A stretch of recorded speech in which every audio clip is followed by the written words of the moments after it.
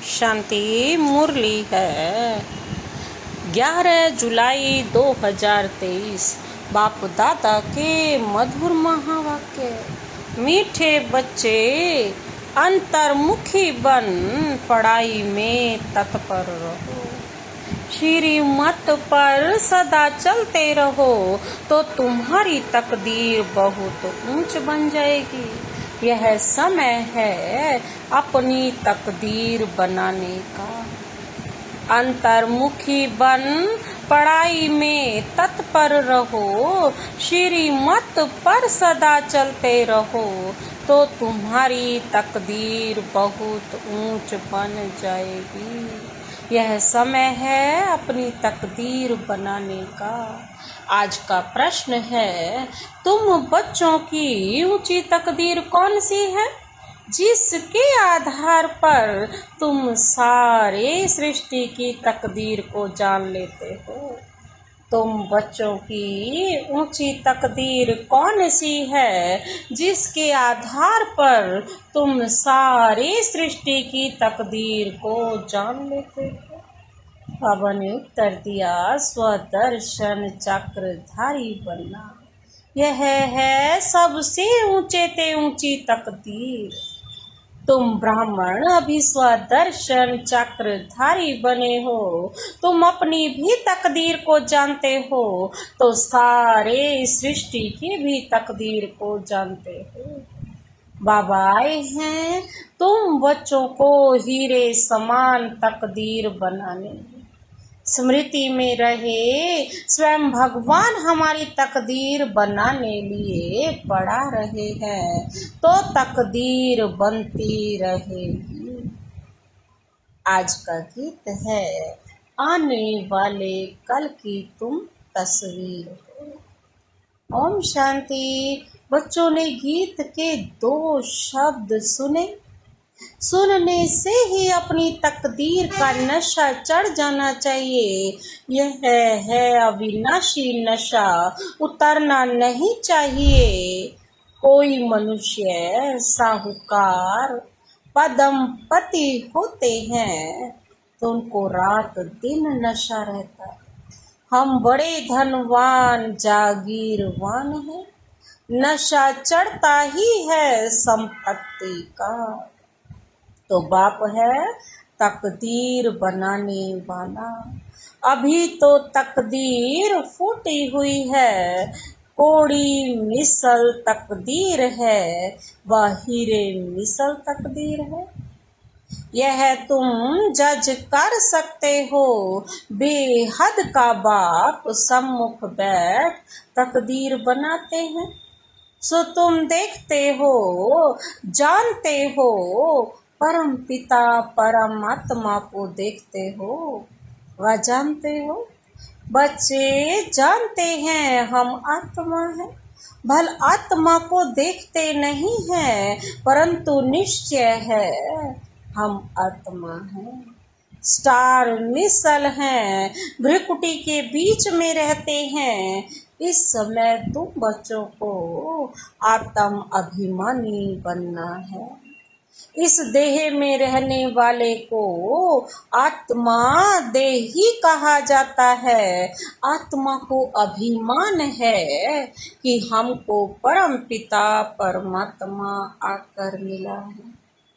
बच्चे बाप के पास जन्म लेते हैं तो वारिस होते हैं, फिर कोई तो पाई पैसे की तकदीर पा लेते हैं, कोई तो कुछ भी नहीं पाते, सिर्फ जन्म ही पाते हैं। कोई हैं जिनके 5-6 बच्चे हैं। तलब अर्थात नौकरी कम मिलती है तो समझते हैं हमारी तकदीर में यह था।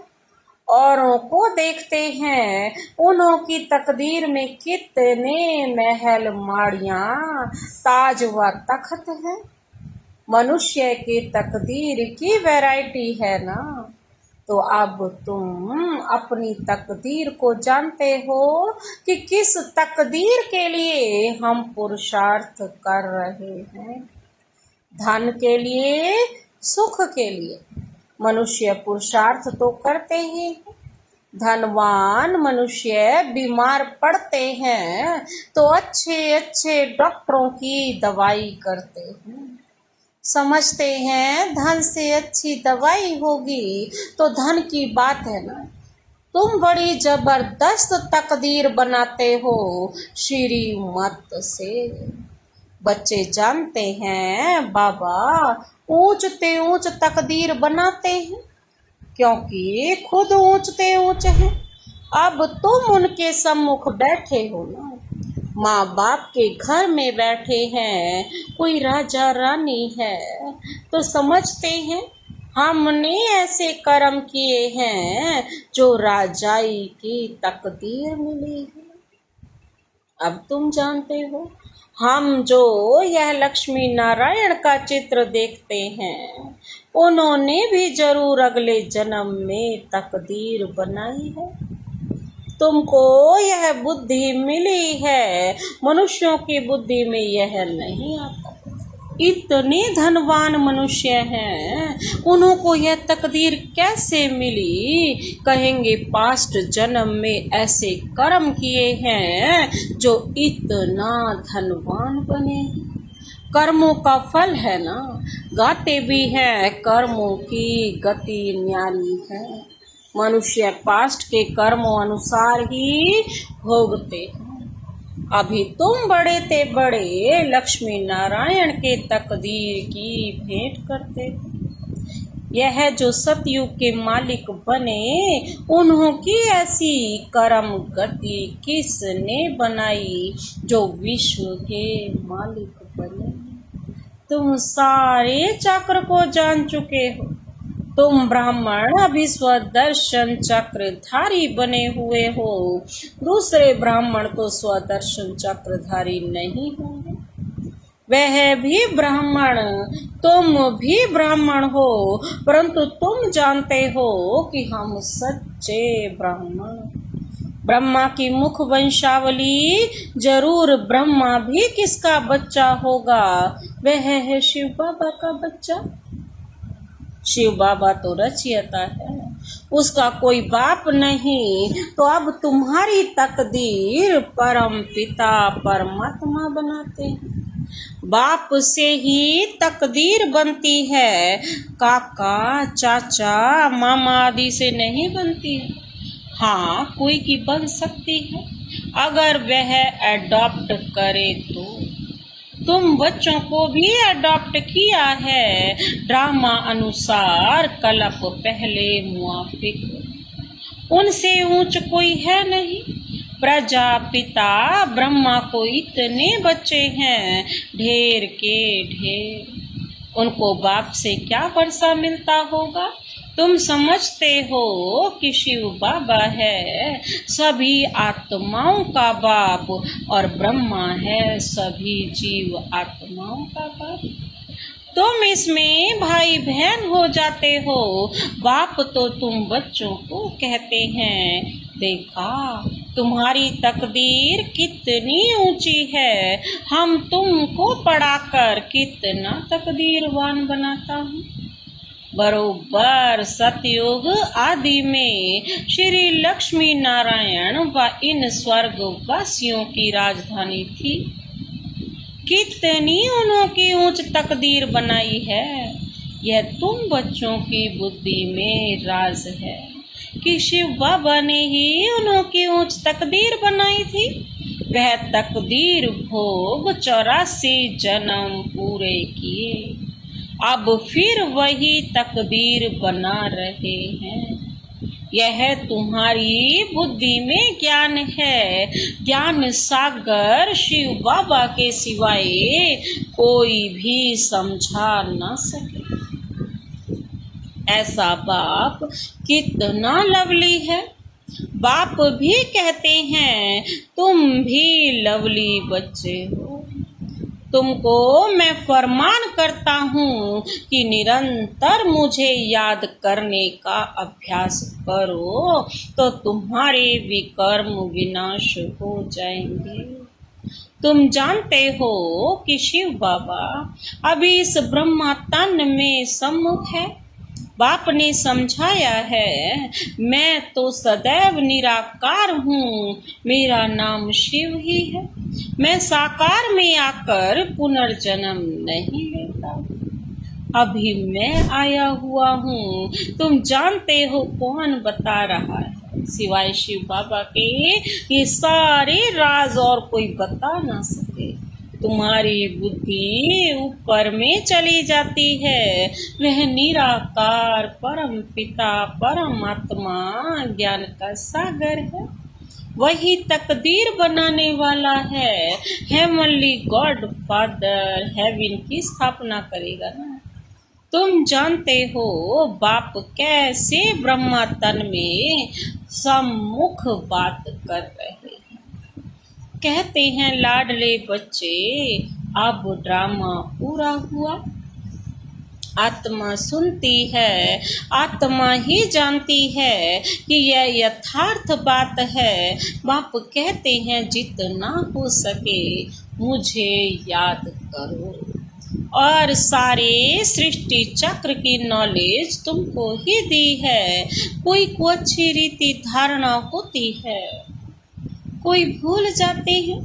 अभी तुम बैठे हो, तुमको यह ज्ञान अमृत दे रहे हैं अथवा नॉलेज पढ़ा रहे हैं। सम्मुख शिव बाबा बैठा है, वह जन्म मरण में नहीं आता है। तुम्हारा तो जन्म बाई जन्म नाम रूप देश काल बदलता जाता है। फीचर्स सदैव न्यारे मिलते हैं। यह कितने गुह्य सूक्ष्म बातें हैं। तुम्हारी आत्मा घड़ी घड़ी एक शरीर छोड़ दूसरा लेती है। इस समय जो तुम्हारा रूप है, दूसरे जन्म में यह नहीं रहेगा। एक ना मिले दूसरे से। आत्मा एक शरीर छोड़ दूसरा लेती है तो उनकी एक्टिविटी ख्यालात आदि सब बदल जाते हैं। आत्मा को कितना भिन्न भिन्न पार्ट बजाना पड़ता है। भिन्न नाम रूप देश काल एक्टिविटी से पार्ट बजाती है।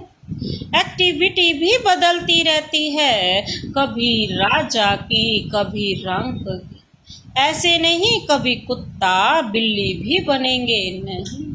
अभी तुम जानते हो हम भविष्य में प्रिंस प्रिंसेस बनने के लिए पुरुषार्थ करते हैं। मनुष्य से देवता बन रहे हैं। यह मम्मा बाबा भी पुरुषार्थ कर रहे हैं। फिर भविष्य में जाकर लक्ष्मी नारायण बनेंगे।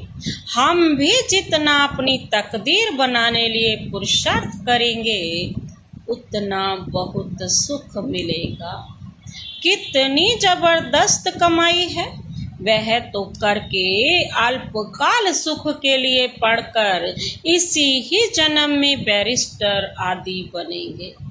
दूसरे जन्म की बात ही नहीं, 100 भी बने ना भी बने हो सकता।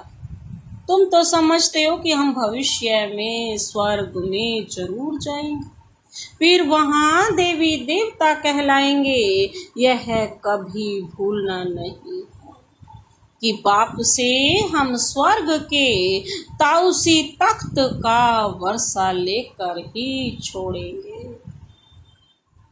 बाबा कहते हैं ऊंचते ऊंच बन कर ही दिखलाएंगे। गॉड फादर पढ़ाते हैं, वह भी तो बुद्धि में आता है। हम अच्छी रीति पढ़कर 21 जन्म के लिए अपनी प्रारब्ध बनाते हैं। इस समय जितना पुरुषार्थ करेंगे उतना ऊंच तकदीर बनाएंगे। वह तकदीर कलप कलप कायम रहेगी। इसलिए इस समय तकदीर के लिए अच्छा पुरुषार्थ करना चाहिए। बड़ी भारी तकदीर है, बहुत सुख है। भले यहाँ कोई के पास करोड़ है परंतु पाई का भी सुख नहीं है। वहाँ तो बिल्कुल शांति आराम से प्रारब्ध भोगेंगे। यहाँ तो कितनी आफतें आती रहती हैं। थोड़े टाइम में बहुत बेवाला निकालेंगे, मरते जाएंगे। भल इंश्योर करते हैं, परंतु इंश्योरेंस कंपनी भी क्या कर सकेगी? कितना भी इंश्योर कर लो, लेकिन वो भी क्या करेगी? परंतु हिरोशिमा का क्या हाल हुआ? कितने आदमी मरे, इंश्योर कंपनी ने भी देवाला मारा। कितनों को दे? सारा शहर ही खत्म हो गया। यहाँ भी ऐसा ही होगा, सब खत्म हो जाएंगे। इंश्योरेंस वाले किसको पैसा देंगे? कौन एक दो का दीवा जलाएंगे? मनुष्यों में अंधविश्वास कितना है। बड़े आदमी का शो करते हैं, ऋषि मुनियों को उनसे भी बड़ा समझते हैं। भल रिलीजन को नहीं मानते, परंतु सन्यासियों को नमन जरूर करते होंगे। साधुओं के आगे जाकर दंडवत प्रणाम करेंगे, साधु उनके आगे नहीं करेंगे, क्योंकि समझते हैं मैं ऊंच पवित्र हूँ। यह बाप तो कहते हैं, मेरे लाडले बच्चों, हम बच्चों को नमस्ते करते हैं, तुम तो हमारे सिर के मोर हो। तुम विश्व के मालिक बनेंगे, ब्रह्मांड के भी तुम मालिक हो, तुम डबल मालिक हो। मैं सिंगल सिर्फ ब्रह्मांड का मालिक हूँ। ऐसी बातें सिवाय बाप के कोई समझा न सके। तो ऐसे बाप को कितना याद करना चाहिए जिससे ऐसा वर्षा मिलता है। बाप कहते हैं, देखो कितने बच्चे यहाँ से होकर जाते हैं, फिर 6 मास में भी बाप को मुश्किल पत्र लिखते हैं। अरे प्राण देने वाले, प्राणों से प्यारे बाप को पत्र नहीं लिखते। स्त्री पुरुष एक दो को चिट्ठी लिखते हैं तो कहते हैं प्राणेश्वर फलाना। वास्तव में वह कोई प्राणेश्वर तो है नहीं। प्राणेश्वर तो एक ही बाप है, सभी प्राणों का ईश्वर बाप एक है। वह कहते हैं प्राणेश्वर बच्चे, अर्थात प्राण बचाने वाले ईश्वर के बच्चे। बच्चे भी कहते हैं प्राणेश्वर बाबा। हमारे प्राण बचाने वाले बाबा, यहाँ से ही यह नाम निकला हुआ है। भारत में ही ऐसे प्राणेश्वर प्राणेश्वरी लिखते हैं, परंतु है नहीं। प्राणों का दान तो बाप ही देते हैं। बाप कहते हैं तुम मेरे बनते हो तो फिर तुमको कोई दुख दे नहीं सकते। आत्मा को भी दुख मिलता है, आत्मा फील करती है। बाप कितना प्यार से समझाते हैं, याद भी उनको करती है, महिमा करती है। मम्मा को भी कितना याद करती। जो बहुतों की अच्छी सर्विस करते हैं उनको कितना उच्च मर्तबा मिलता है। फिर उनके बाद सेकंड नंबर में जो सर्विस में बाबा को फॉलो करते हैं।